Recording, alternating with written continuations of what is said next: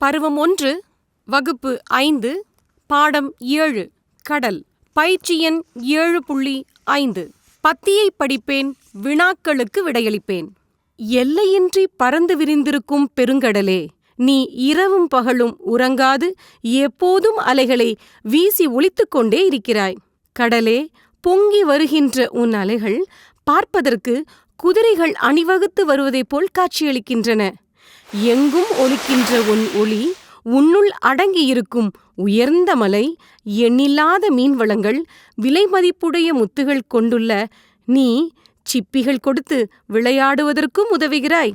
இப்பூமியில் மழை பெய்வதற்கு காரணமாகவும் இருக்கிறாய். அந்த மழை நீரை சேமித்து வைக்கும் பெரிய கலனாகவும் விளங்குகிறாய். கடலே, உன் பெருமைகளை எடுத்துரைக்க எவரும் இலர்.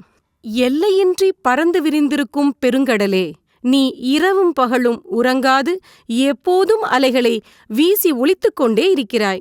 கடலே, பொங்கி வருகின்ற உன் அலைகள் பார்ப்பதற்கு குதிரைகள் அணிவகுத்து வருவதைப் போல் காட்சியளிக்கின்றன.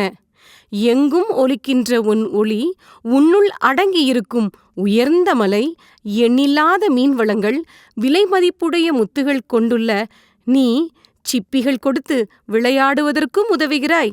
இப்பூமியில் மழை பெய்வதற்கு காரணமாகவும் இருக்கிறாய். அந்த மழை நீரை சேமித்து வைக்கும் பெரிய கலனாகவும் விளங்குகிறாய். கடலே, உன் பெருமைகளை எடுத்துரைக்க எவரும் இலர். என்ன குட்டிச்செல்லங்களா, இந்த பத்தியை படித்து வினாக்களுக்கு விடையளிக்க தயாரா இருக்கீங்களா? இங்க பாருங்க, முதலாவதா எவரும் இலர் என்பதன் பொருள் யாது? இதுல எது சரியான விடை சொல்லுங்க. அட, மிகச்சரியா சொல்லிட்டீங்க, வாழ்த்துகள்.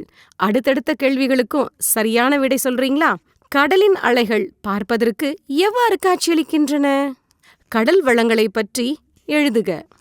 மழை பெய்வதற்கு கடலின் பங்கு என்ன? என்ன குட்டிச்செல்லங்களா, இந்த வினாக்களுக்கு சரியா விடையளிங்க. உங்களுடைய விடையை பார்க்க நான் ரொம்ப ஆவலா இருக்கேன். அனைவருக்கும் வாழ்த்துகளும் பாராட்டுகளும்.